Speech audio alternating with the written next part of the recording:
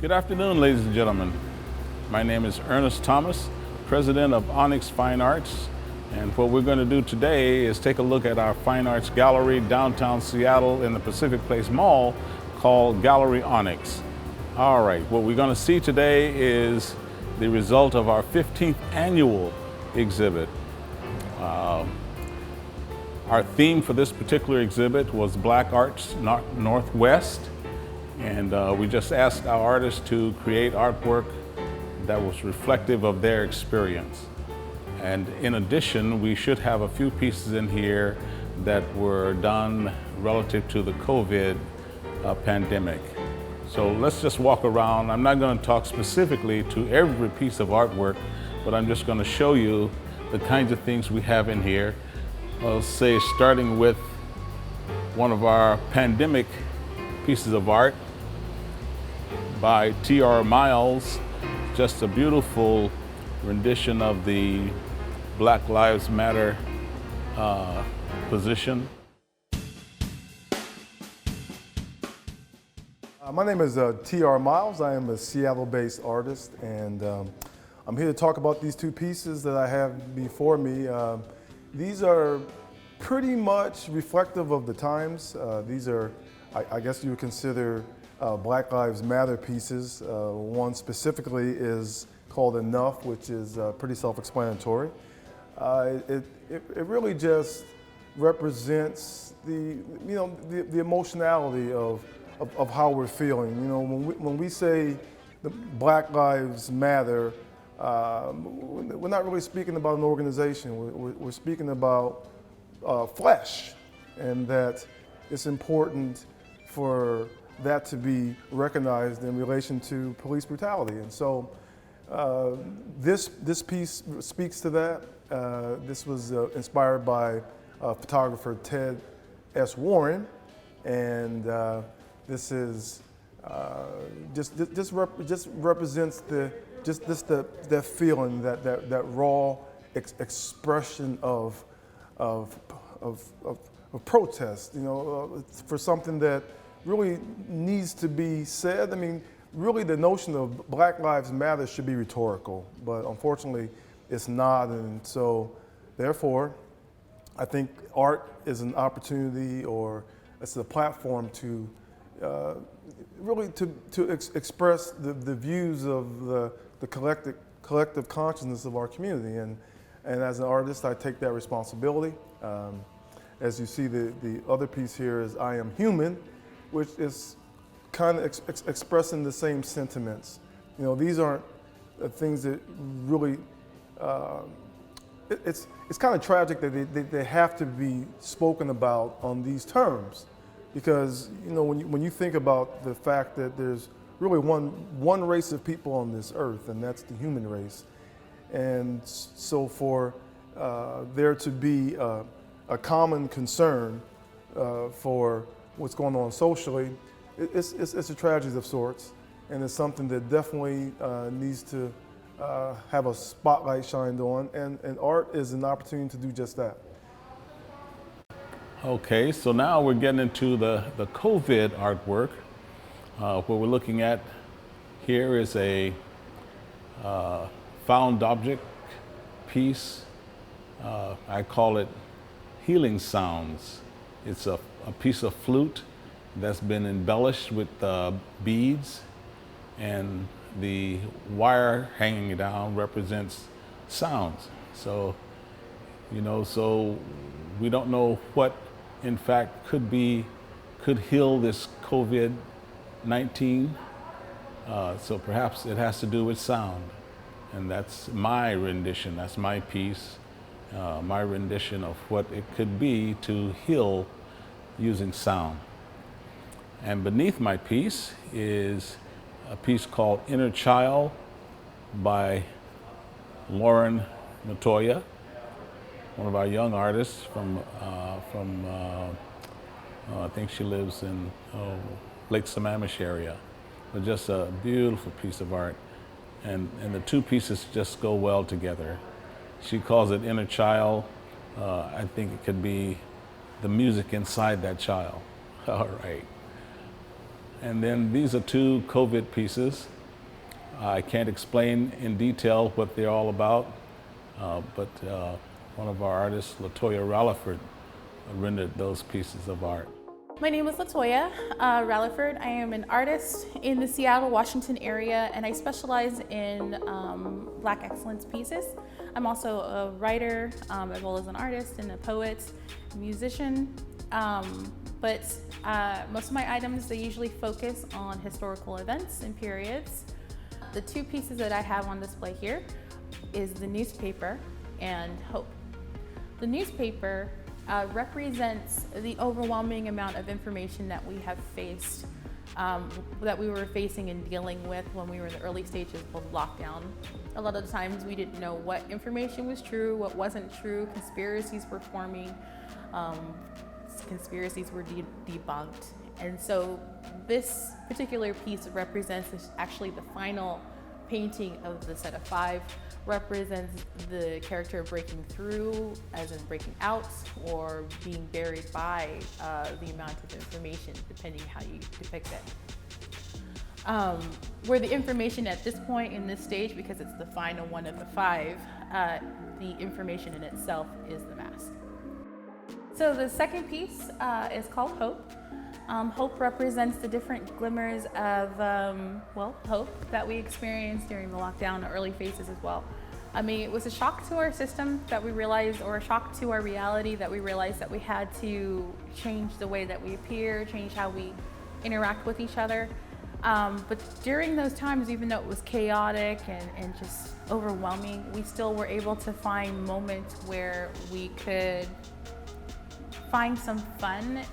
You know, there were games that people were creating around that time that was going viral. There were people dressing up and being fashionista.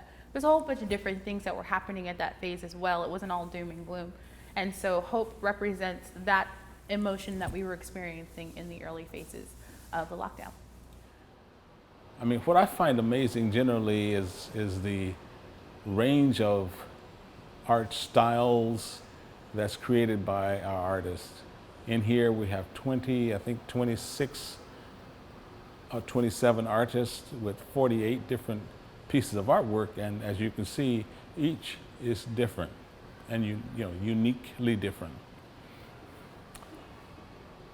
One of our beautiful artists, Brian Stewart,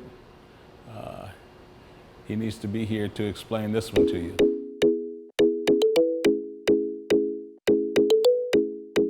Hi, my name is Brian Stewart.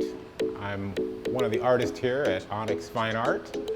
And today we're talking about Koi Fish and Thought Flowers, which is the piece that I am currently showing. It's a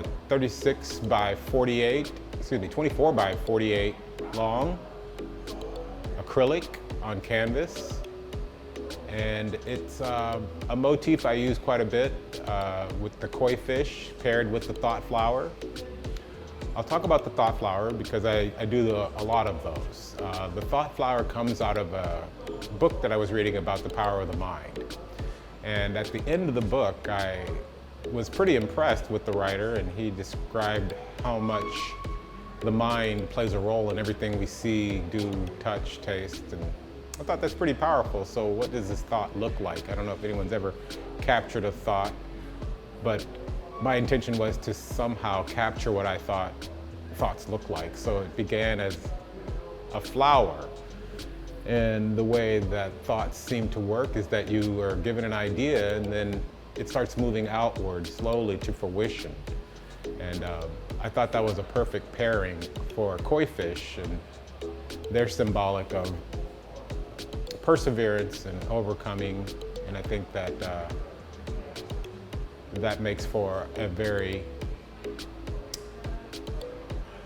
important at times, but more or less just an aesthetic that I think works well together. And there's a deeper message there, I think, for those interested, but in my opinion, art should be two things at all times. It should be beautiful and it should be thought-provoking. Some people are more interested in the beautiful part, and some people are more interested in the more esoteric. I think both doors are important. All right, and then on top here is another piece by Brenda Ezel. You look at that beautiful rendering of the Obamas at the inaugural ball, made using glass pieces and so on, a mosaic, I think with some tile pieces too. It's a mosaic, just a beautifully rendered piece. And beneath Brenda's piece is a piece by Robert Horton. Robert's on our board, has been painting around the Seattle area for a long time, does most of his work using the airbrush technique. Just so beautiful to see this work. And then we see the late John Lewis rendered using the airbrush on salvage window. Just a wonderful rendering of his work by one of our artists by the name of Myron Curry. Hi, my name is Myron Curry. I'm from Seattle, Washington. Today, we're looking at a piece I did of John Lewis. Very inspirational piece. It's acrylic and airbrush, and it was a very personal piece for me. He was extremely inspiring, and I feel like at the forefront always of making the community and America great as it's supposed to be, and with equality. And so I felt only obligated to paint his picture and do my part so that everybody remembers him and knows who he is. Because there is some people that don't know who he is, and I always thought, you know, when you don't know and you see something nice, you'll go research it. Because there was a lot of things that I didn't know that he did, and I learned myself when I did the research, which inspired me to paint his picture. And also this is done on vintage glass window. I thought I wanted to do it on something vintage because I feel like that represents classic and something that will always be in style and desired. Okay, so here is another one of my pieces. I call it Planar Views 1 and 2. So what we're looking at here are mirror images, one painted closed and the other painted open. And each, of course, renders different views and different angles and different shapes. So I like this piece. Yeah, this piece was on display at the Bainbridge Island Museum about a year ago.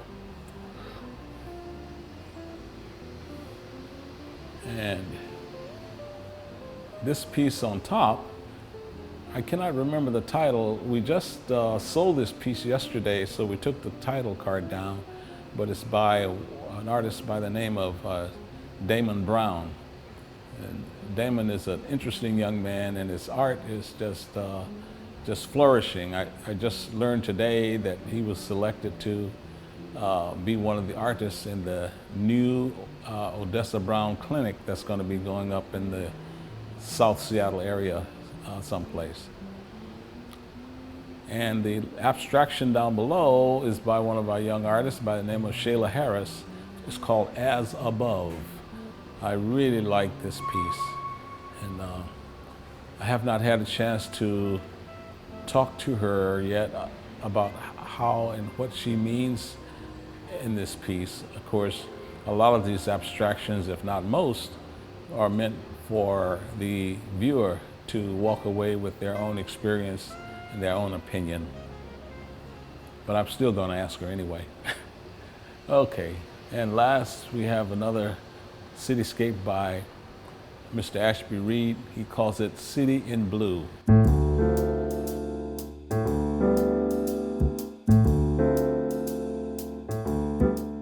My name is Ashby Reed. I am a retired graphic designer, commercial artist, if you will. I've joined ONYX Fine Arts Collective as a board member, but also as a contributing artist. I get an opportunity to not only man a gallery, but hang out with artists and also hang my work. And the work that I do, the work that I like to do, I guess you could say that's my process, my style. I'm a palette knife artist.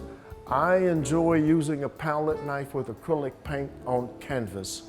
The piece I got hanging on the wall I call City in Blue. I've got the palette knife working so much so that it almost works itself.